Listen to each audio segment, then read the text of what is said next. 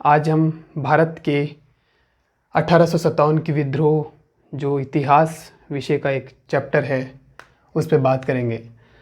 तो दोस्तों, सबसे पहले हम बात करेंगे 1857 की क्रांति या विद्रोह। इसको क्रांति कहें या विद्रोह, इसको लेके इतिहासकारों में भी मतभेद है। तो आइए समझते हैं कि क्रांति और विद्रोह का मतलब क्या होता है, इनके क्या स्वरूप होते हैं। तो दोस्तों, तीन शब्द होते हैं, एक होता है आंदोलन, एक होता है विद्रोह, एक होता है क्रांति। आंदोलन जो होता है वो पर्टिकुलर क्षेत्र विशेष में कुछ समुदाय विशेष के लोगों द्वारा एक इकट्ठे होकर मांग पत्र प्रस्तुत किया जाता है, और जैसे ही उनकी मांगें मान ली जाती है वो आंदोलन समाप्त हो जाता है। तो एक आंदोलन ये है, जैसे किसान आंदोलन को ले लीजिए। किसानों ने मांगे रखी, एक साल बाद सरकार ने मानी, किसान अपने अपने घर को वापस लौट गए। उसके बाद अगर इसी का क्षेत्र विस्तार हो जाए और कुछ हिंसक तत्वों का प्रवेश हो जाए तो एक विद्रोह की श्रेणी में आ जाता है वो, जिसके परिणाम कुछ अनिर्धारित होते हैं और बड़ा हिंसक हो जाता है वो, तो ये विद्रोह कहलाता है। और वही विद्रोह अगर और मूलभूत विचारों के साथ क्षेत्र विस्तार हो जाए, लोगों की भागीदारी बढ़ जाए और एक आमूलचूल व्यवस्था परिवर्तन के लिए, क्रांति का मतलब ही होता है कि एक आमूलचूल व्यवस्था परिवर्तन उसमें निहित है, तो अगर उसके लिए कुछ किया जाए तो वो होता है क्रांति। तो इसीलिए कई जगह हमको विद्रोह, कई जगह क्रांति देखने को मिलता है। तो दोस्तों, कोई भी काम अपने आगाज़ से नहीं, अंजाम से पहचाना जाता है। तो जब इस क्रांति का आगाज़ हुआ था तो ये 1857 का विद्रोह कहलाया, लेकिन इसके अंजाम तक पहुँचते पहुँचते ये भारत में व्यवस्था परिवर्तन कर चुका था। ब्रिटिश ईस्ट इंडिया कंपनी की समाप्ति करके क्राउन ने, ब्रिटिश संसद ने भारत प्रशासन का नियंत्रण अपने हाथों में ले लिया था, और एक राष्ट्रवाद का उदय हुआ था, इसलिए इसे क्रांति कहा जाता है। अब दोस्तों, इसको लेके इतिहासकारों में बहुत सारे मतभेद है। इंग्लिश इतिहासकार और भारतीय इतिहासकारों का इसके विषय में अलग अलग मत है। कुछ भारतीय इतिहासकार हैं जैसे RC. Sen, RC. Majumdar, SN. Sen, Ashok Mehta, Vipin Chandra, ये लोग मानते हैं कि भारत का प्रथम स्वतंत्रता आंदोलन था। जबकि कुछ ब्रिटिश इतिहासकार जैसे होम्स है, आउट्रम है, लॉरेंस है, ये लोग कहते हैं कि ये कोई सिर्फ सैनिक विद्रोह था, या वो कहते हैं कि बर्बरता और सभ्य समाज के बीच द्वंद्व था। वो कहते हैं कि पश्चिमी और पूर्वी संस्कृति के बीच एक लड़ाई थी, अनपढ़ और गंवारों के बीच एक लड़ाई थी। मतलब इस हद तक वो स्टेटमेंट देते थे कि ये मुस्लिमों का एक षड्यंत्र था। तो इसको वो सैनिक विद्रोह मानने को ही तैयार नहीं थे। जबकि भारतीय इतिहासकारों में जैसे आर.सी. मजूमदार,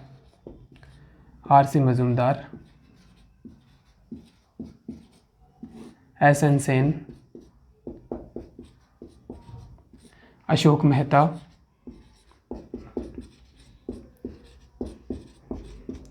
विपिन चंद्रा, ये वही विपिन चंद्रा है जिनका एनसीईआरटी लोग पढ़ते हैं आईएएस की तैयारी के दौरान। तो ये इतिहासकार हैं, इन लोगों का मानना था,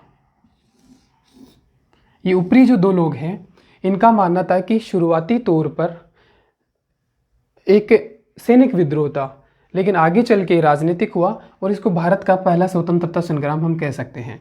जबकि ये दो अशोक मेहता और विपिन चंद्रा थे, इसी प्रकार नेहरू जी थे। इन लोगों का कहना था कि भारत का प्रथम स्वतंत्रता संग्राम है, प्रथम स्वतंत्रता संग्राम।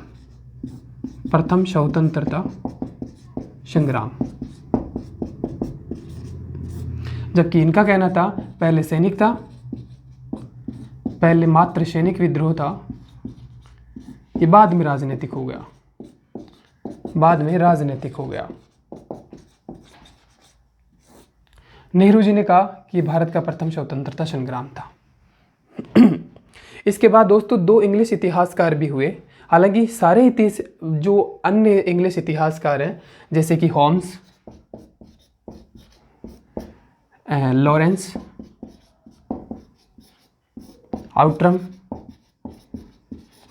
कुछ ऐसे लोग हैं जिन्होंने कहा ये बर्बरता और सभ्य समाज के बीच द्वंद्व है, ये मात्र सैनिक विद्रोह था। ऐसे इन्होंने कहा मात्र सैनिक विद्रोह। लेकिन दोस्तों दो लोग ऐसे भी थे अंग्रेज जिन्होंने हमारे सुर में सुर मिलाया। जो नेहरू जी थे, अशोक मेहता, उनके सुर में सुर मिलाया, और वो लोग थे जस्टिस मैकार्की। इनके नाम में ही जस्टिस है, तो इन्होंने भारतीय स्वतंत्रता आंदोलन का ये प्रथम संग्राम था उसके साथ न्याय किया। और ये इन्होंने कहा कि इनका एग्जैक्ट सेंटेंस है कि भारत की अस्मिता के लिए लड़ा गया एक युद्ध था, भारत की अस्मिता की रक्षा के लिए। और दूसरे थे वो थे बेंजामिन डिज़रेली।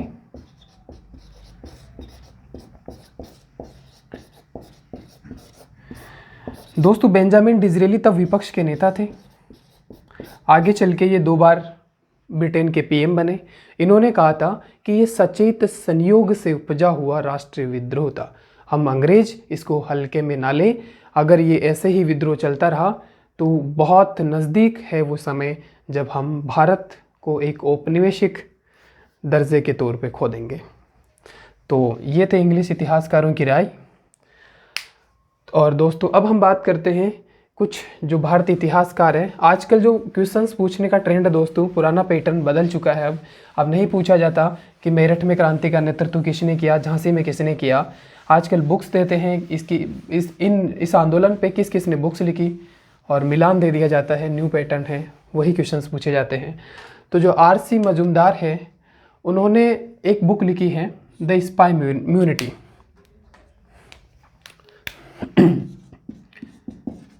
द स्पाई म्यूटिनी, ये इनकी बुक है।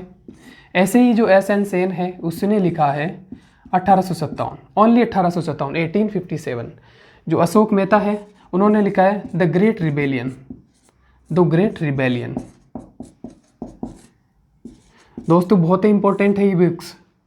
ये क्वेश्चंस में छपेगा सीधा सीधा, कई बार छप चुका है जो न्यू एग्जाम्स हो रहे हैं उनमें।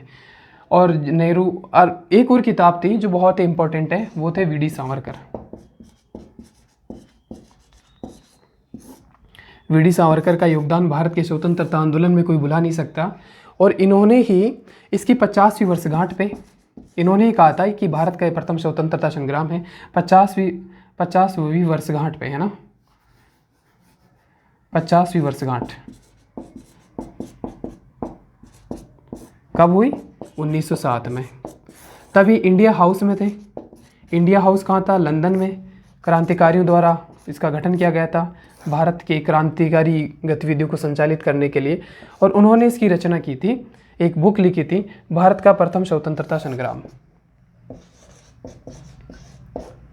भारत का प्रथम स्वतंत्रता संग्राम।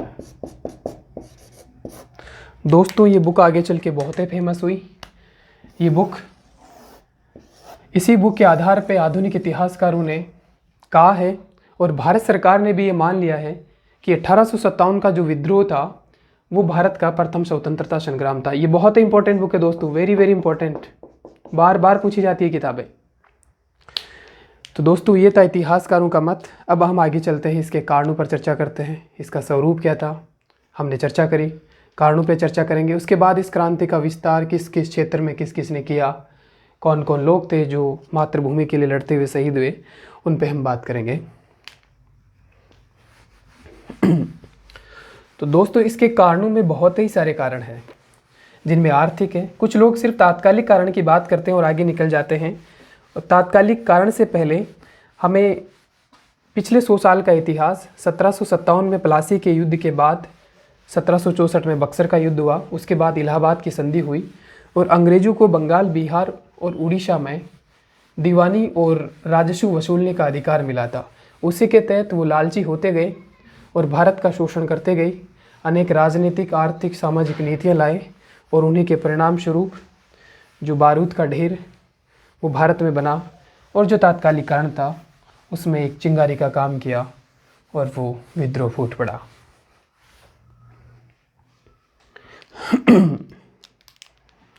तो दोस्तों हम आज बात करेंगे कारणों पर। कारण, इसका पहला कारण है आर्थिक। दोस्तों आर्थिक कारणों में अंग्रेजों की वो सभी भू राजस्व नीतियाँ, चुंगी व्यवस्था और जो निकाह सिद्धांत आगे चल के दादा भाई नौरोजी ने अपनी पुस्तक the poverty and un British rule of India में दिया, उसकी चर्चा हम करेंगे। तो दोस्तों ये है आधुनिक हिंदुस्तान।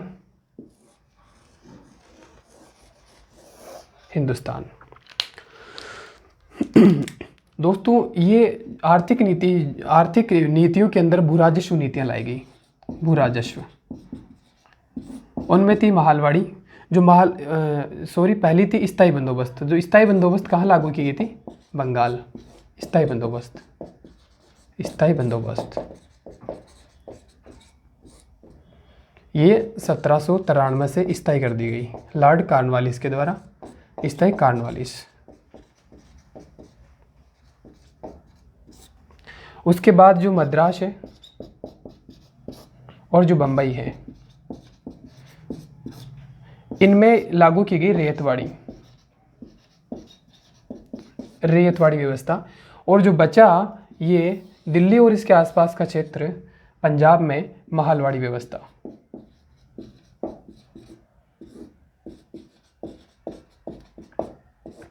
महल का मतलब होता है दोस्तों गांव। तो ये गांव के मुखिया के साथ की गई कि वो गांव के किसानों से राजस्व इकट्ठा करे और अंग्रेजों को सौंप दे। रेत का मतलब होता है दोस्तों किसान। ये सीधी सीधी किसानों के साथ की गई और किसानों को बताया गया है कि आपको टैक्स सीधा सरकार को जमा करवाना है। और स्थायी बंदोबस्त में जमींदारों के साथ की गई। जमींदारों से 10 साल के लिए संधि स्थायी कर दी गई। और दोस्तों इसका सबसे बड़ा जो दुष्परिणाम था वो ये था कि इस संधि में वो प्रावधान थे, इन सारी संधियों में जो भू राजस्व नीतियाँ थी, कि अगर अकाल पड़े, पैदावार हो या ना हो, उससे कोई मतलब नहीं था। अंग्रेज़ों को टैक्स देना था, कर किसानों को, ज़मींदारों को, गांव के मुखिया को चुकाना ही था। तो जाहिर सी बात है, अब जब पैदा ही नहीं होगी तो कहाँ से देंगे? तो ये टैक्स, अगर अब टैक्स नहीं चुकाएंगे तो उनकी जो ज़मींदारी थी, उनकी जो भूमि थी, वो नीलाम कर दी जाती थी। तो नीलामी के चंगुल से बचने के लिए ये जो भू राजस्व किसान थे जो चुकाते थे, ये गांव वाले थे और ये ज़मींदार थे, ये लोग क्या करते थे? साहूकारों के पास जाते थे। साहूकार इनको उधार देते थे, अपनी ज़मीन बचाने के लिए लेते थे, लेकिन साहूकार इन पे चक्रवर्ती ब्याज पे ब्याज लगा के इनसे वसूल करते थे। और धीरे धीरे किसान साहूकारों के चंगुल में फंसता गया और एक दुष्चक्र सा बन गया। पहले अंग्रेजों ने लूटा, फिर साहूकारों ने। तो दोस्तों ये था भू राजस्व नीति इनकी।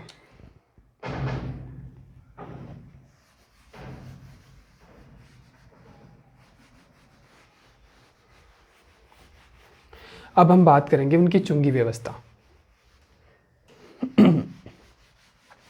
चुंगी व्यवस्था में दोस्तों क्या था? अंग्रेज़ों का अधिकार भारत पर भी था और ब्रिटेन में भी था। दोनों जगह उनकी सरकार थी। यहाँ मान लेते हैं ब्रिटेन, यूरोप में ब्रिटेन। उन्होंने रेलवे चलाई 1853 में। उसका मकसद भारतीयों को सुविधाएं देना नहीं था दोस्तों, उसका मकसद था भारत से कच्चे माल को दूर दराज के क्षेत्रों से इकट्ठा करके यहाँ प्रायद्वीपीय भारत के बंदरगाहों तक पहुँचाना और यहाँ से उस कच्चे माल को लाद कर शिप में ब्रिटेन पहुँचाना। जब हमारा कच्चा माल अंग्रेज यहाँ से लेके जाते थे तो उन पर कोई चुंगी नहीं लगा जाती थी, नो टैक्स।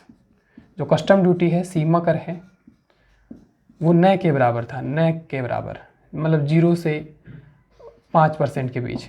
जबकि इंडिया जो है, इंडियन अगर कोई व्यापारी या इंडियन दस्तकार शिल्पकार अपने सामानों को भेजते थे तो उन पे टैक्स लगाया जाता था और वो भारी भरकम टैक्स होता था, लगभग 100%। तो भारतीय चीज़ें महंगी हो जाती थी, भारतीय चीज़ें महंगी हो जाती थी, कोई ख़रीदता नहीं था और भारतीय व्यापार एक दुष्चक्र में फंस गया था अंग्रेजों की इन्हीं नीतियों की वजह से।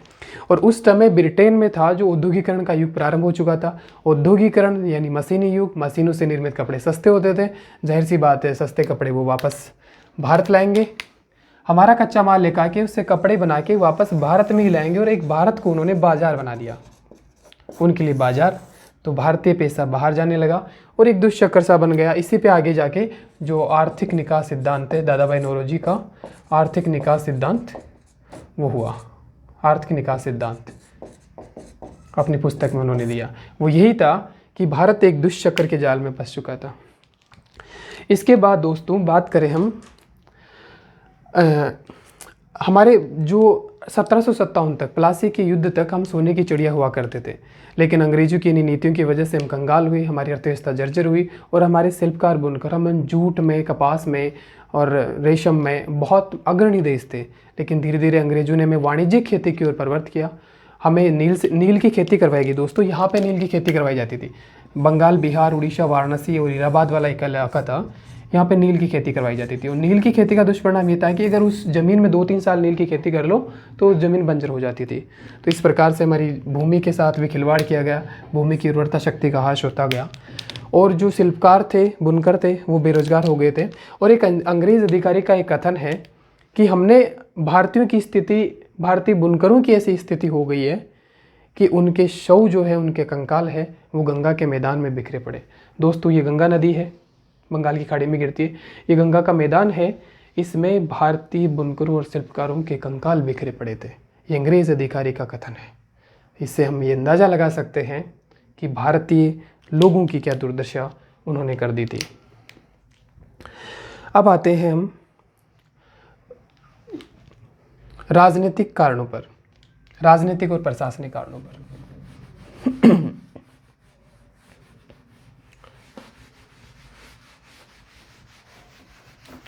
दोस्तों राजनीतिक और प्रशासनिक कारणों में अंग्रेजों ने अपने साम्राज्य विस्तार के लिए भारतीय रियासतों से कुछ संधि करी थी, जिनमें बफर राज्य, पहली संधि लॉर्ड हेस्टिंग्स लेके आए, उसके बाद लॉर्ड वेलेस्ली की सहायक संधि, रिंग फेंस की नीति, और वो सब उसके लिए जिम्मेदार मानी जाती है। बाद में चरम परिणति के रूप में डलहौजी की हड़प नीति लाई गई। तो राजनीतिक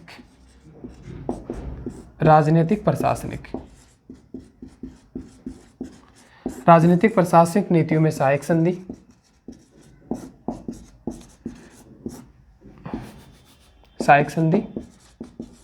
और हड़प नीति। सहायक संधि का ही विस्तार थी दोस्तों। इस सहायक संधि में कहा गया रियासतों से कि आप अपने खर्चे पे सेना रखिए, मुश्किल के वक्त आपके काम आएगी, हम आपके साथ संधि करते हैं, आप पे कोई आक्रमण करता है तो हम भी आपकी हेल्प करेंगे, और आपके आंतरिक मामलों में हस्तक्षेप नहीं करेंगे। जबकि सच्चाई ये हुई कि लास्ट में आके उन्होंने आंतरिक बाहरी मामलों में भी हस्तक्षेप किया, और इनके नवाब मतलब हड़प नीति उसका विस्तार था। और यहाँ पे इनको रियासतों को अपने जो उत्तराधिकारी थे वो बनाने की छूट भी इन्होंने छीन ली, और कहा गया है कि आपके खुद का ब्लड नहीं है, अगर आपका कोई पुत्र नहीं तो आप दत्तक पुत्र को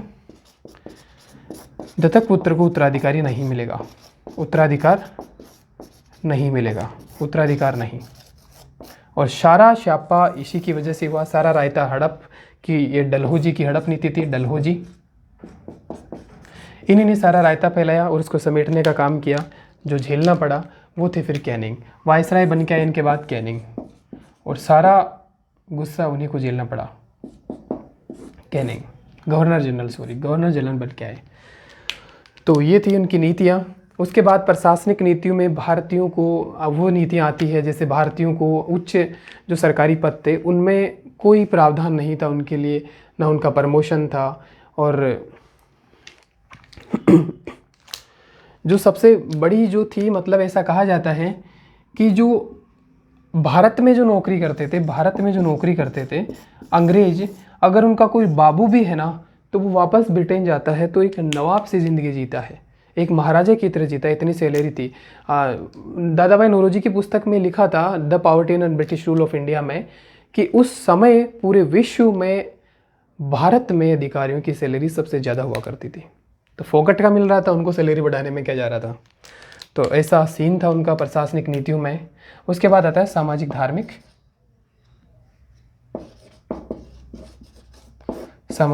नीति।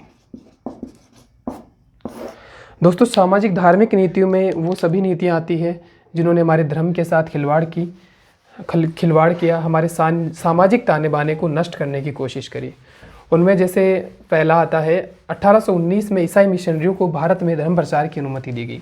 तभी से ये मतलब अंदेशा था कि आगे जाके भी कुछ बड़ा कांड करेंगे, और हुआ भी यही। 1850 में उन्होंने धार्मिक निर्योग्यता 1850 में दोस्तों धार्मिक निर्योग्यता अधिनियम लाए। धार्मिक निर्योग्यता, इस अधिनियम में सीधा सीधा कहा गया कि अगर भारतीय कोई भी धर्म से हो, जाति से हो, अगर वो ईसाई धर्म स्वीकार करता है तो उसको उसकी पैतृक संपत्ति से वंचित नहीं किया जाएगा। तो दोस्तों ये था कि मतलब ये सीधा सीधा लालच था, भारतीयों को सीधा सीधा लालच था धर्म परिवर्तन की ओर, धर्म परिवर्तन की ओर था। उसके बाद सामाजिक ताने बाने के साथ उन्होंने खिलवाड़ किया, जैसे कि सती प्रथा जो थी उसका अंत किया। उसके बाद विधवा पुनर्विवाह ईश्वरचंद्र विद्यासागर के प्रयासों से, विलियम बेंटिक के प्रयासों से ये हुआ। राजा राम मोहन राय भी इसमें शामिल थे 1829 में। विधवा पुनर्विवाह 1856 इनका अंत हुआ। ऐसे शिशुवध हुआ, शिशुवध। हालांकि दोस्तों ये उस समय कुरीतियाँ थी, लेकिन भारतीय जन समुदाय को ऐसा लगता था कि ये कुरीतियाँ नहीं, हमारे समाज का, हमारे जाति व्यवस्था का, हमारे धर्म का हिस्सा है। मैं तो आज भी नहीं मानता कि ऐसा, तो ये तो बिल्कुल सही था उन्होंने किया। तो जैसे आज भी कई सारी कुरीतियाँ हैं, अगर हम उनमें सुधार करना चाहें, लेकिन आज हमारे समाज में इतना रच बस चुकी है। जैसे दहेज प्रथा को ले लो। अब दहेज मतलब इतनी गहरी कुंठा के रूप में एक समा चुका है समाज में कि हम सब लोग उसको एक्सेप्ट करते हैं, और जो ज़्यादा दहेज देता है उसका ज़्यादा नाम होता है। बाकायदा एक अलग सेशन होता है दहेज के लिए, आराम वीडियो रिकॉर्डिंग होती है और लोग खुशी खुशी वो सेलिब्रेट करते हैं। तो दहेज प्रथा जैसे घूंघट प्रथा है, अब ये एक समय ऐसा आएगा जब इन प्रथाओं का अंत होगा, लेकिन आज हम क्यों नहीं करते? क्योंकि आज हमारे समाज में रच बस चुकी है। अब घूंघट प्रथा को हटा के देखो बहुत, लेकिन ये हटेगी एक दिन, वो समय आएगा 10, 100 साल, 20, 200 साल बाद। तो इस प्रकार ये इनके साथ खिलवाड़ था, सामाजिक जो ताना बाना था उसमें घुसने की अंग्रेज़ों ने कोशिश करी। इसके बाद दोस्तों आते हैं हम सैनिक कारणों पे। तो सैनिक कारणों में सैनिकों की एक तो पेंशन थी, सैलरी वो थी 7 रुपये महीना थी। अब 7 रुपये में कोई कैसे गुजारा करेगा, जबकि अंग्रेज़ी सैनिकों की ज़्यादा थी। भारतीय सैनिकों को प्रमोशन नहीं मिलता था दोस्तों, जबकि अंग्रेज़ सैनिक हायर पोस्ट तक पहुंचते थे। और भारतीय सैनिकों के साथ भेदभाव किया गया, वो था 1854 का। सैनिक कारणों में दोस्तों 1854 का डाकघर अधिनियम इम्पोर्टेंट है। डाकघर अधिनियम डाकघर अधिनियम में दोस्तों ये प्रावधान किया गया कि भारतीय सैनिक जो है अगर चिट्ठी का आदान प्रदान, घर पे संदेश भेजते हैं तो उसके लिए पैसे लगेंगे, जबकि अंग्रेज़ों के लिए फ्री था। तो अंग्रेज सैनिक फ्री में और इंडियन पैसा दे, और 7 रुपये सैलरी पे, 7 रुपये सैलरी पे। एक और प्रावधान किया कैनिंग ने, एक आदेश निकाला, एक फरमान निकाला 1856 में कि मतलब भारतीय जो सैनिक भर्ती होना चाहते हैं उनको भारत से बाहर भी अनिवार्य रूप से सेवा देनी पड़ेगी। अब भारतीयों को समाज तब ऐसा था कि समुद्र पार जाना एक मतलब धर्म के खिलाफ लगता था। तो ये भी भारतीय लोगों को एक धर्म के साथ खिलवाड़ करने की कोशिश की गई। और भारतीय सैनिकों को अगर पंडित है तो जनेऊ नहीं पहनेगा, टीका टपकी नहीं लगाएगा, ऐसा कुछ सीन था। और मुसलमानों से कहा गया कि आप दाढ़ी मूछें ना रखिए। तो मतलब ये धर्म को तोड़ने की कोशिश थी। तो ये सैनिक कारणों की चर्चा करी दोस्तों। अब हम आते हैं तात्कालिक कारण पे, जहाँ से हमारी 1857 की क्रांति की शुरुआत होती है। ये बैकग्राउंड था पिछले 100 सालों का, अंग्रेज़ों की नीतियाँ थी। उन्होंने किस प्रकार भारत को दबाने की कोशिश करी, शोषण करने की कोशिश करी, और अपना जो औपनिवेशिक राज्य हमेशा के लिए बनाए रखने के लिए उन्होंने नई नई नीतियाँ लाके भारतीयों का शोषण किया। दोस्तों बात है तात्कालिक कारण। तात्कालिक कारण में आप सबको पता है ब्राउनफील्ड राइफल की जगह दोस्तों एनफील्ड राइफल लाई गई। एनफील्ड राइफल में जो कारतूस था उसको सीलन से बचाने के लिए, जंग से बचाने के लिए उस पर गाय और सूअर की चर्बी का लेप किया जाता था। अब गाय हिंदुस्तानी हिंदुओं के लिए माता के समान है, जबकि सूअर जो है वो मुसलमानों के लिए बहुत ही अपवित्र माना जाता है। तो सीधा सीधा भारतीय लोगों की भावनाओं के साथ खिलवाड़ था। और फिर इसका विरोध करने के लिए एक्चुअली को ये जो ब्राउनफील्ड जो राइफ़ल आई है उसका ट्रायल, ये इसकी शुरुआत 1853 में हो चुकी थी दोस्तों। लेकिन भारत में जो था इसकी शुरुआत 1857 में हुई। और इसको कोई भी नई स्कीम आती है उसको पहले पायलट प्रोजेक्ट के रूप में उसको ट्रायल किया जाता है कि उसका क्या फीडबैक रहता है। वही ट्रायल करने के लिए दोस्तों सबसे पहले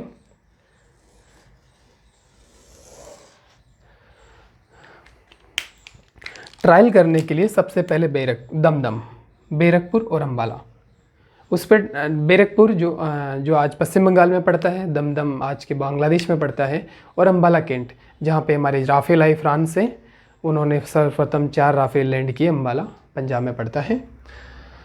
तो ये दमदम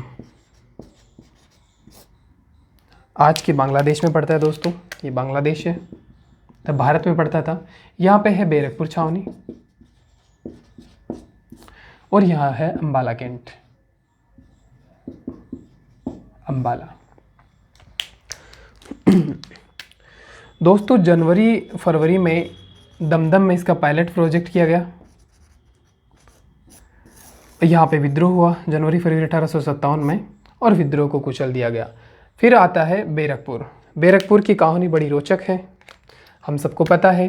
बैरकपुर छावनी के ही सैनिक थे मंगल पांडे, जो कि पंडित थे। वो कारखाने में गए, देखा कि वाकई में अगर सूअर की चर्बी लगी है, गाय की चर्बी लगी है तो हम विरोध करेंगे। देखा सही था।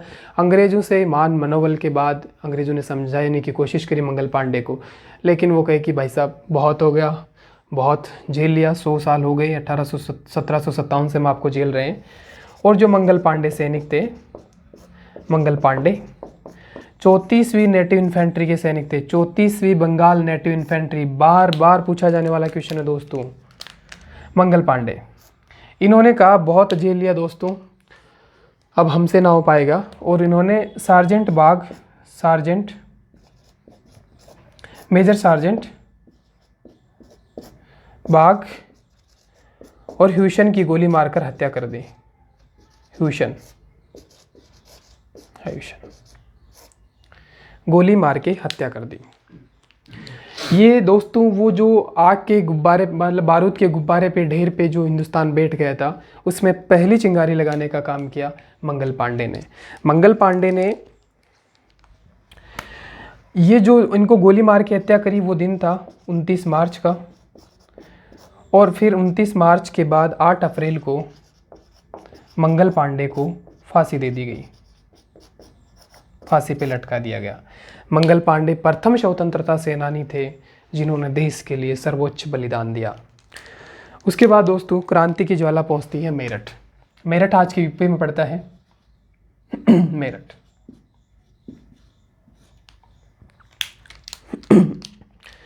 मेरठ में क्रांतिकारियों का नेतृत्व किया कदम सिंह ने। कदम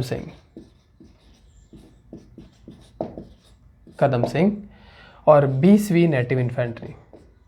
दोस्तों यहाँ 34वीं थी, यहाँ पे 20वीं नेटिव इन्फेंट्री है। कदम सिंह के नेतृत्व में 10 मई को क्रांति की शुरुआत हुई। 10 मई, बहुत इंपॉर्टेंट फैक्ट है। 10 मई विधिवत रूप से क्रांति की शुरुआत मेरठ से हुई। मेरठ में सैनिकों ने विद्रोह किया और वो चल पड़े कहाँ की ओर? दिल्ली, जो तत्कालीन मुगल साम्राज्य की राजधानी हुआ करती थी, जैसे आज भी है। सारे आलाकमान यहीं बैठते हैं, हर कोई चाहता है कि यहाँ पे उनका कब्जा हो जाए। तो ये था दिल्ली। दोस्तों दिल्ली के लिए मेरठ से कदम सिंह के नेतृत्व में कदम से कदम मिलाते हुए पैदल ही सैनिक पहुंचे 12 मई को दिल्ली। 10 मई को क्रांति शुरुआत हुई मेरठ में और 12 मई को दिल्ली पर भारतीयों का कब्जा हो गया। 12 मई कदम सिंह के नेतृत्व में, याद करने का ट्रिक है, कदम सिंह के नेतृत्व में मेरठ से क्रांतिकारी पैदल ही कदम से कदम मिलाते हुए 2 दिन में दिल्ली पहुंचे। 90 किलोमीटर का डिस्टेंस है दोस्तों, 2 दिन में कवर कर लिया लड़ते हुए। तो समझ सकते हो आप कितना जोश था उनमें।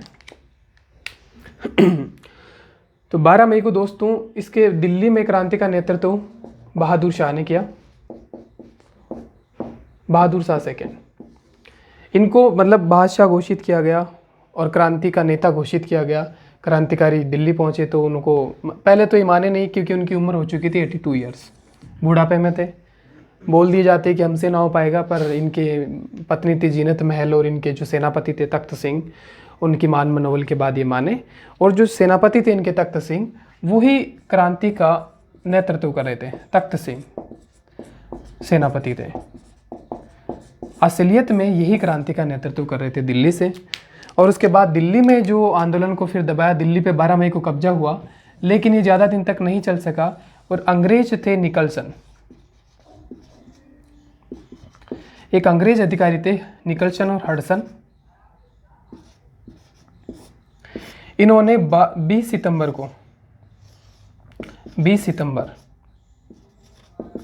वापस दिल्ली पर कब्जा कर लिया। वापस दिल्ली पर कब्जा। तो अब याद करने का ट्रिक यही है दोस्तों, निकल बहादुर शाह से बोला गया, उनके 2 पुत्र थे कि निकल यहाँ से या हट जाए यहाँ से, हम आ रहे हैं। तो निकलसन और हडसन ने 20 सितंबर को वापस दिल्ली पर कब्जा कर लिया और दिल्ली को अपने नियंत्रण में ले लिया। बहादुर शाह को रंगून भेज दिया गया। बहादुर शाह रंगून आज के म्यांमार में पड़ता है और उनके दोनों पुत्रों को सरेआम गोली मार के हत्या कर दी गई। तो दोस्तों ये थी दिल्ली की कहानी, बड़ी रोचक थी। और बहादुर शाह ये आखिरी मुग़ल बादशाह थे और प्रथम मुग़ल बादशाह थे जो बहादुर। इन दोनों का नसीब ऐसा था दोस्तों, इनको भारत में मतलब कब्र भी नसीब नहीं हुई, इनका दफन बाहर ही किया गया। इनको रंगून में और जो बाबर थे उनको काबुल में दफन किया गया, अफगानिस्तान में। तो पहले और आखिरी मुग़ल बादशाहों का बड़ा इंपॉर्टेंट क्वेश्चन है, बार बार पूछा जाता है। पहला मुग़ल शासक और आखिरी मुग़ल शासक दोनों को ही भारत में एक दफन करने के लिए ज़मीन भी नसीब नहीं हुई, जबकि उनका साम्राज्य था। उसके बाद दोस्तों क्रांति पहुंचती है नसीराबाद, जो राजस्थान के अजमेर के दक्षिण पश्चिम में पड़ता है।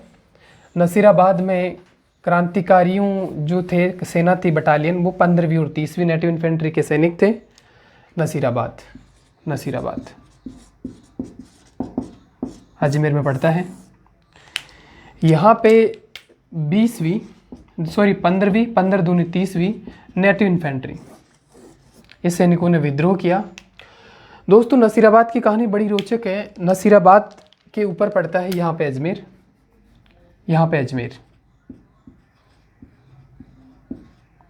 ऐसा कहा जाता है कि नसीराबाद में सैनिक विद्रोही अगर दिल्ली जाने की बजाय, यहाँ से शिव सिंह ने एक नारा दिया, शिव सिंह सैनिक थे एरिनपुरा के, उन्होंने नारा दिया था दिल्ली चलो, और वो दिल्ली की ओर कूच कर गए। ऐसा कहा जाता है अगर वो दिल्ली ना जाते, यहाँ से दिल्ली नहीं जाकर अगर वो अजमेर जाते पहले, तो अंग्रेज़ अधिकारी जो राजपूताना रेजिडेंसी थी उसका प्रमुख हुआ करता था, मतलब एक केंद्र शासित प्रदेश अजमेर हुआ करता था। और वहाँ पे अकबर के बनाए गए मैगजीन दुर्ग में अंग्रेज़ों के सारे हथियार रखे हुए थे।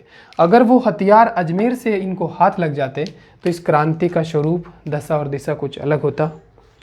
तो नसीराबाद के लिए इतना ही है। 15वीं और 30वीं नेटिव इन्फेंट्री, शिव सिंह ने दिल्ली चलो का नारा दिया। और फिरंगी मारो, दिल्ली चलो फिरंगी मारो, जो फिरंगी मारो का जो नारा था वो था मंगल पांडे का, फिरंगी मारो। और सबसे पहले फिरंगी मारकर इन्होंने ही शुरुआत करी थी और दोनों मिलके बन गए दिल्ली चलो फिरंगी मारो का नारा। उसके बाद दोस्तों क्रांति की ज्वाला पहुंचती है झांसी, जो कि बहुत ही इम्पोर्टेंट है इस 1857 की पूरी क्रांति में।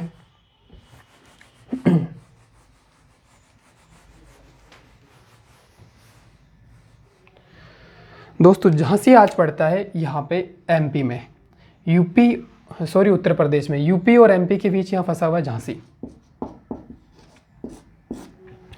झांसी की रानी लक्ष्मीबाई थी, उनका जो मूल नाम था वो मनुबाई था। उन पे मणिकर्णिका पिक्चर बनी, कंगना रनौत ने बनाई। हालांकि ये सब पे पिक्चर बनाने के बाद भी कंगना रनौत को लगता है कि देश 2014 में आज़ाद हुआ, उनकी अपनी समझदारी है। तो झांसी में जो रानी थी लक्ष्मीबाई, वो क्रांति में क्यों कूदी? 4 जून 1857 को वो क्रांति में क्यों दी? क्योंकि उनका जो दत्तक पुत्र था, हड़प नीति के तहत उसको डलहौजी उत्तराधिकारी नहीं बना रहे थे। तो 4 जून को वो दिन था जब वो क्रांति में कूदी और 1 साल तक वो लगातार लड़ती रही। ह्यूरोज ने उनका दमन किया। ग्वालियर के किले की रक्षा करते हुए प्राचीरों के पास वो 7 दिन तक लगातार लड़ी और आखिर में मारी गई। और उनके बारे में ऐसा कथन है, ह्यूरोज ने ही कहा है, जो उनका जो मारा प्राणघातक हमला किया, कि ये पूरे 1857 की क्रांति में एकमात्र मर्द थी जो हमारे खिलाफ लड़ रही थी। इतनी बहादुर सेनापति थी ये, इतनी बहादुर से लड़ी। और इसीलिए कहते हैं कि खूब लड़ी मर्दानी, वो तो झांसी वाली रानी थी। सुभद्रा कुमारी चौहान ने इन पर कविता लिखी है और इन्होंने नारा दिया था कि मैं मेरी झांसी नहीं दूंगी, मेरी झांसी नहीं दूंगी। डलहौजी लेना चाहते थे, इन्होंने कहा मेरी झांसी नहीं दूंगी। इनके जो पति थे वो थे गंगाधर राव और इनके जो पुत्र थे वो थे दामोदर राव। 4 जून को ये शामिल हुई क्रांति में और 18 जून 1858 को, एक साल बाद इनकी मृत्यु हो गई। तो ये था झांसी की रानी के बारे में। तो तात्या टोपे के साथ भी ये मिलके लड़ी। ग्वालियर बात कर लेते हैं पहले। यहाँ पे पड़ता है ग्वालियर, ग्वालियर मध्य प्रदेश में। तात्या टोपे पे कानपुर में नाना साहब के साथ लड़ रहे थे। जब कानपुर में विद्रोह को दबा दिया गया तो तात्या टोपे भागकर झांसी की रानी के साथ ग्वालियर में आए। और ग्वालियर में तब सिंधियाओं का राज था। सिंधिया, वही सिंधिया जिनका आज भारत की राजनीति में वर्चस्व है। इनको दोनों ने, लक्ष्मीबाई और तात्या टोपे ने, आगरा के किले में शरण लेने को मजबूर कर दिया। वो किला खाली करके चले गए और इसी किले के पास रानी लक्ष्मीबाई लड़ते हुए शहीद हुई थी। इनको महल परी भी कहा जाता है। महल परी क्वेश्चन आता है, ये पूछा जाता है। और बेगम हजरत महल को महक परी कहा जाता है। तो ये था दोस्तों झांसी के बारे में। उसके बाद हम बात करते हैं क्रांति की ज्वाला जो पहुंचती है, हम कानपुर की बात कर लेते हैं। दोस्तों जो इस क्रांति की योजना है ना, वो 31 मई के लिए बनी थी, लेकिन इसकी शुरुआत हो गई थी 10 मई को। ये एक इनके असफलता के कारणों में गिना जाता है। क्योंकि आप देखो ना कि अगर 31 को हमारा एग्ज़ाम है, अनाउंस किया हुआ किसी इंस्टीट्यूट की तरफ से, और वो 10 को ही हो जाए, तो हमारी प्रिपरेशन उतनी अच्छी नहीं रहेगी जितनी 31 को हो सकती थी। इसके बाद दोस्तों ये है कानपुर, यूपी में पड़ता है। यहाँ पे क्रांति का नेतृत्व कर रहे थे तात्या टोपे, नाना साहब। नाना साहब मैदान में क्यों कूदे दोस्तों? इसके पीछे भी एक कहानी है कि इनका जो ये पहले पेशवा बाजीराव द्वितीय के दत्तक पुत्र हैं, इनकी पेशवाई छीन ली गई क्योंकि दत्तक पुत्र थे। उसके बाद इनको निर्वासित कर दिया गया, पुणे के थे, इनको निर्वासित करके कानपुर लाया गया। कानपुर आने के बाद इसकी पेंशन भी बंद कर दी गई। तो ये पेंशन चालू करवाने के लिए लंदन भी गए, हालांकि लंदन जाके आए, लेकिन बात ना बनी। तो फिर वापस आए तो 1857 की क्रांति शुरू हो चुकी थी। इनका जो नाम था, मूल नाम, वो था धोंधू पंत। धोंधू पंत मूल नाम था। नाना साहब बाजीराव द्वितीय के दत्तक पुत्र थे। बाजीराव द्वितीय पेंशन ना होने की वजह से, बंद होने की वजह से मैदान में कूदे। और बाद में इस कानपुर में और लखनऊ में अंग्रेज़ों ने विद्रोह को दबाने के लिए ग्रामीणों का दमन किया, किसानों का दमन किया, और गांव के गांव खेत खड़ी फसलों को जला दिया। तो इन्होंने, कानपुर के नाना साहब ने, मतलब मैदान छोड़ के नेपाल चले गए हैं, वहीं जाना उचित समझा, क्योंकि बहुत निर्ममता, बहुत बर्बरता पे अंग्रेज आ गए थे दबाने के लिए। तो लोगों के भले के लिए, गांव वालों के भले के लिए नेपाल चले गए। इनके जो सहायक थे वो तात्या टोपे थे। यहाँ पे तात्या टोपे सहायक। बाद में जब यहाँ क्रांति का दमन हुआ तो ग्वालियर चले गए, झांसी की रानी के साथ मिलके लड़े। उसके, और दोस्तों जो तात्या टोपे हैं, इनके बारे में बता देता हूँ मैं। ये जब जो सिंधिया थे, इनके एक सामंत थे, सिंधियाओं के सामंत थे मान सिंह। उनके विश्वासघात के कारण तात्या टोपे को पकड़ा गया। ऐसे तो पकड़ में नहीं आए थे, बट मान सिंह के विश्वासघात, जो इनके मित्र थे, इनके सामंत थे, इन्होंने विश्वासघात किया। और मंगल पांडे के 2 साल बाद 18 अप्रैल को 1859 को इनको फांसी पे लटका दिया गया, फांसी। और फांसी की कहानी, मतलब वो घटना उसी दिन न्यायालय का डिसीजन है, उसी दिन फांसी पे लटका दिया गया। तो मतलब एक ही दिन में सारा काम किया गया। तो ये बताता है कि तात्या टोपे अंग्रेजों के लिए कितने खतरनाक थे। ऐसा कहा जाता है कि तात्या टोपे को क्रांति का नेतृत्व सौंपा जाता, सेनापति घोषित किया जाता, तो इस क्रांति के परिणाम कुछ और ही होते। अब दोस्तों हम चलते हैं, चलते चलते लखनऊ की तरफ। अवध, लखनऊ जो था अवध की राजधानी था। और दोस्तों एक क्वेश्चन आता है बार बार कि सबसे ज़्यादा सैनिक कहाँ के थे, तो वो अवध के ही थे जो 1857 की क्रांति में लड़े। अवध की राजधानी लखनऊ था।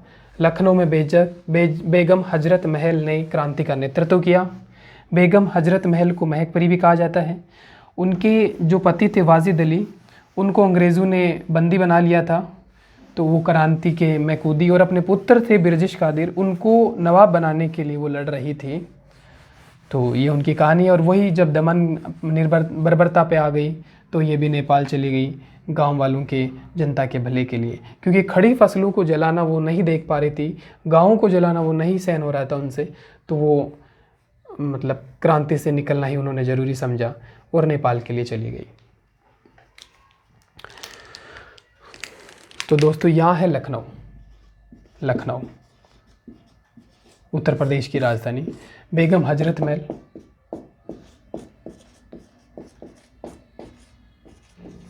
महल ने क्रांति का नेतृत्व किया।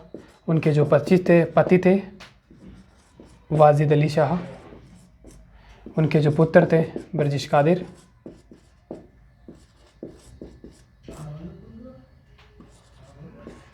कादिर, इन्हीं को नवाब बनाने के लिए लड़ रही थी। इनको महक परी भी कहा जाता है, महक परी। और दोस्तों यहाँ पे पड़ता है कानपुर।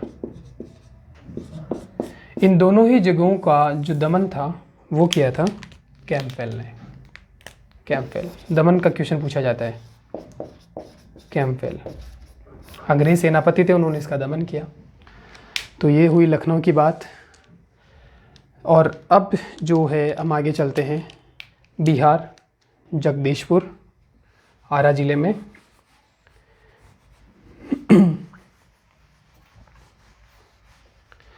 तो आरा, बिहार, जगदीशपुर में क्रांति का नेतृत्व कर रहे थे बाबू कुंवर सिंह। वो एक सामान्य ज़मींदार थे, उनकी ज़मींदारी छीन ली गई तो वो मैदान में कूदे दोस्तों। और ऐसा कहा जाता है कि सबसे ज़्यादा विजय प्राप्त करने वाले कुंवर सिंह ही थे। 1857 की क्रांति में सबसे ज़्यादा विजय कुंवर सिंह को मिली। यहाँ पे है जगदीशपुर।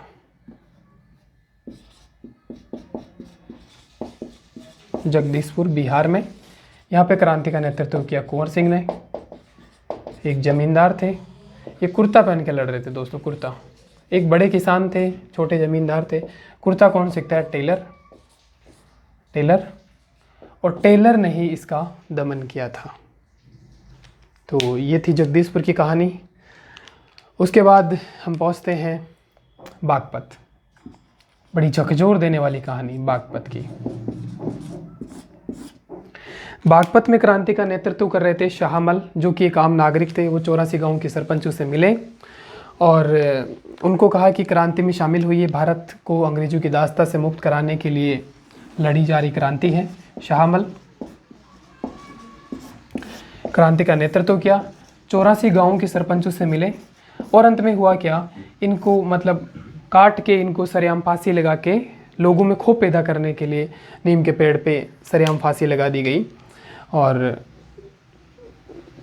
सब को एक रैलियों की तरह निकाला गया लोगों में क्षोभ पैदा करने के लिए। और ऐसा कहा जाता है दोस्तों, बागपत जो पश्चिमी उत्तर प्रदेश में पड़ता है, जो किसानों का गढ़ माना जाता है, भारतीय राजनीति की दशा और दिशा तय करता है आज भी और तब भी। तो वहाँ पे आज भी है ना, नीम के पेड़ों, ऐसा कोई पेड़ नहीं बचा। इतिहासकार कहते हैं कि ऐसा कोई पेड़ नहीं बचा है वहाँ पे जिनको नहीं पूजा जाता, क्योंकि पेड़ों पे एक एक पेड़ पे 50-50 क्रांतिकारियों को फांसी पे लटकाया गया था, महिलाओं को। वहीं से आशा जो थी, आशा गुजरी थी, कुछ ऐसी महिलाएं हैं जो क्रांति में शामिल हुई वहीं से। तो ये बागपत की कहानी थी।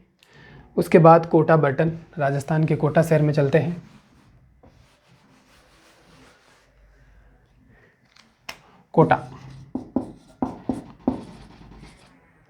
कोटा में क्रांति का नेतृत्व किया जयदयाल और मेहराब खां ने। मेहराब खां कोटा के तब सेनापति थे बटन को इन्होंने ऐसा मारा कि इसको बांट के, इसको काट के पूरे शहर में घुमाया। लेकिन एक रॉबर्ट नाम के सेनापति आए, रॉबर्ट, उन्होंने इस क्रांति का दमन कर दिया कोटा में। तो ये थी कोटा की कहानी। जयदयाल और मेहराब खां ने क्रांति का नेतृत्व किया, बटन को बांट के पूरे शहर में घुमाया और रॉबर्ट ने क्रांति को दबाया। उसके बाद बात करते हैं दोस्तों, शायद जो मोटे मोटे फैक्ट्स थे वो आ चुके हैं।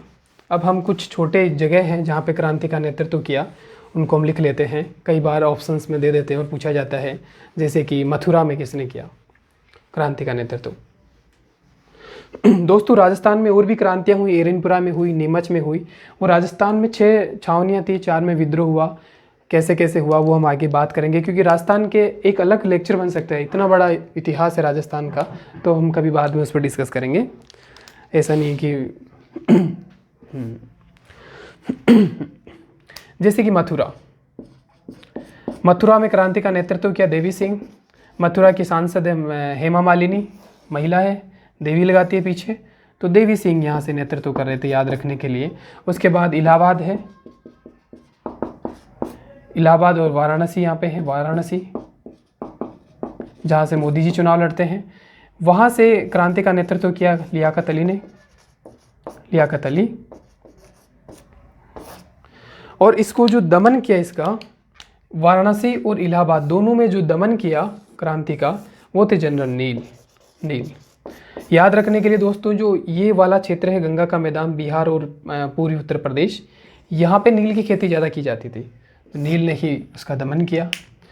इसके बाद कुछ और हैं, पटना में पीर अली ने क्रांति का नेतृत्व किया, इलाहाबाद और वाराणसी में नील हमने बता ही दिया। तो ये थे फैक्ट्स जो याद रखने लायक हैं। मुझे लगता है अब कोई ऐसा क्वेश्चंस नहीं होगा जो नहीं बन पाएगा एग्ज़ाम हॉल में।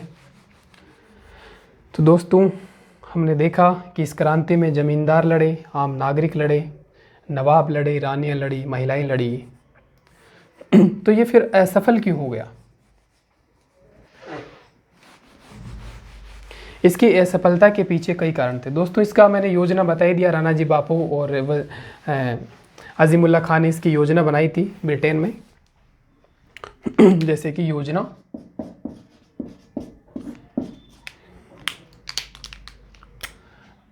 अजीमुल्ला खां और राणा जी बापू।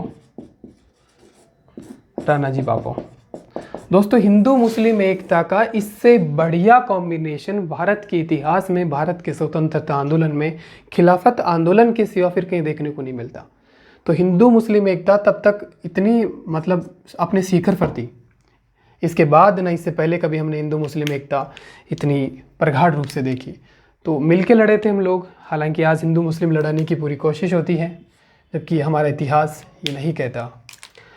और इसकी जो लंदन में बनाई गई, लंदन में इसकी रणनीति बनाई गई, और इसकी तारीख जो थी वो 31 मई निर्धारित की गई थी, और इसकी शुरुआत हुई 10 मई को शुरुआत। तो असफल होने में ये भी एक बड़ा कारण था इसका कि 31 मई निर्धारित है और 10 मई को शुरू हो गई, तो ये क्रांति असफल हुई। जब ये क्रांति हुई तो जो गवर्नर जनरल थे वो थे कैनिंग, डलहौजी के बाद आए। जो पीएम थे ब्रिटेन के, भारत के नहीं, वो थे पॉमिस्टन। और जो महारानी थी वो थी विक्टोरिया, उनकी जीत हुई।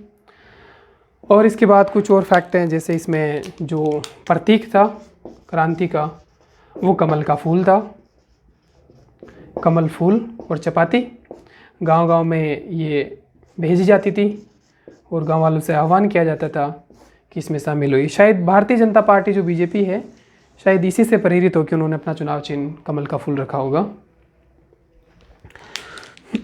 तो इसकी असफलताओं के कारणों पर हम चर्चा करते हैं दोस्तों। असफल होने के कई सारे कारण थे।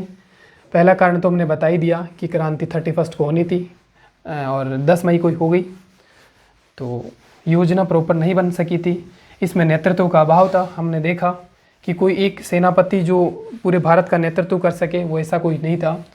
उसके बाद हमने देखा कि सभी जो जमींदार, नवाब, किसान, आम नागरिक थे, वो अपने अपने हिसाब से अलग अलग क्षेत्रों में लड़ रहे थे। अपनी अपनी योजना बना के कोई वहाँ लड़ रहा है, कोई नागपुर, कोई पटना, कोई आरा बिहार में लड़ रहा है, कोई कानपुर में। तो अगर वो संगठित होकर एक साथ अंग्रेजों से लड़ते तो शायद इसके परिणाम कुछ और ही होते। तो कारणों में एक तो था कारण योजना का अभाव, संगठन का अभाव, एक सेनापति नहीं था। उसके बाद दोस्तों सबसे इम्पोर्टेंट बात है, हमारे अपनों ने ही हमारे साथ नहीं दिया। हमारे अपनों ने ही धोखा दिया। और जब हमारे अपनों ही धोखा दे तो उससे बढ़िया फिर असफल करने के लिए कोई कारण हो ही नहीं सकता। जैसे कि सिंधिया का हमने कहानी बताया कि सिंधिया के सामंत ने तात्या टोपे को पकड़वाया, ऐसे ही होलकर थे, पटियाला के राजा थे, कश्मीर के राजा थे, और भी जो बड़े ज़मींदार थे उनको लगता था कि हम अंग्रेज़ राज में ज़्यादा सेफ़ हैं, और उन्होंने क्रांति से दूरी बनाए रखी। इसके अलावा जो पढ़े लिखे बुद्धिजीवी वर्ग थे, जिनको लगता था कि वो ज़्यादा होशियार है, जैसे उस टाइम है द्वारकानाथ टैगोर है, आत्माराम पांडुराम है, दयानंद सरस्वती है, और इस क्रांति के बाद जो सुधार हुए उनके बाद पहला जो IAS अधिकारी बना सत्येंद्र नाथ टैगोर, वो भी उसी टाइम थे। उन सबों ने, उनका सबका हमने देखा कहीं भी इस आंदोलन में नाम नहीं आया। तो ये कारण था कि हमारा जो पढ़ा लिखा बुद्धिजीवी वर्ग था उसने इस आंदोलन से दूरी बनाए रखी।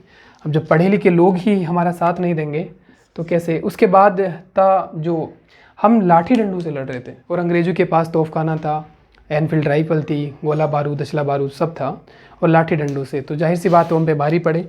उसके बाद उनकी सैनिक संख्या थी वो 2.5 लाख के लगभग थी, हमारे कुछ कम थे और उतने प्रशिक्षित नहीं थे, संगठन का अभाव था। ये सब कारण उसमें गिने जाते हैं असफल होने के पीछे।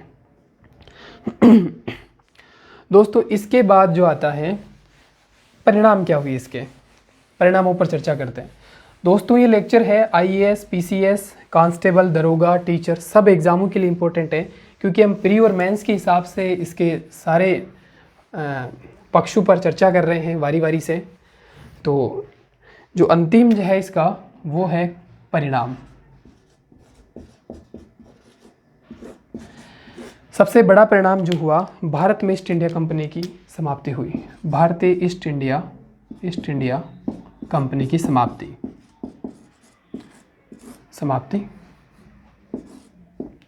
और ब्रिटिश क्राउन या संसद ने भारत पर शासन का नियंत्रण अपने हाथों में ले लिया। नियंत्रण रानी ने। तो ब्रिटिश ईस्ट इंडिया कंपनी की समाप्ति हुई, सबसे बड़ा परिणाम। उसके बाद इसके साथ ही हमें एक राष्ट्रवाद की एक भावना जागी। दोस्तों इसके परिणामों में सबसे जो इम्पोर्टेंट है राष्ट्रवाद, इसीलिए क्रांति कहते हैं, क्योंकि राष्ट्रवाद का जो बीज है वो यहीं से पड़ा था। उसके बाद भारतीय लोग अंग्रेज़ियों की जो बर्बरता देख चुके थे, दमन करने का तरीका, तो संगठित हुए और मिलकर लड़े, और उसी का परिणाम था कि 1885 में फिर इंडियन नेशनल कांग्रेस की स्थापना हुई। फिर भारत का स्वतंत्रता आंदोलन चला।